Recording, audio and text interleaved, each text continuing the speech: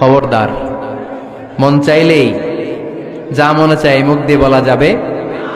আমার রাসূল সাল্লাল্লাহু আলাইহি ইসলামের 11 জন স্ত্রী, এর মধ্যে একজন স্ত্রী ছিলেন একটু স্থূল আকৃতির, মানে মোটা।